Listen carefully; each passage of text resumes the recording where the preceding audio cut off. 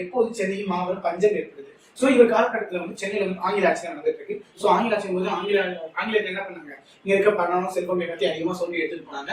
அதனால இங்க இருக்கக்கூடிய மக்களுக்கு எதுவும் கிடைக்காம போச்சு. அதனால சென்னையில மிகப்பெரிய ஒரு பஞ்சம் ஏற்பட்டுச்சு. அது என்ன வருடம்னா 1866. ஓகேங்களா? சோ பஞ்சம் எப்ப ஏற்பட்டுச்சு, சென்னையில மிகப்பெரிய பஞ்சம் ஏற்பட்டுச்சுன்னா 1866 ஏற்பட்டுருக்கு. ஓகேங்களா?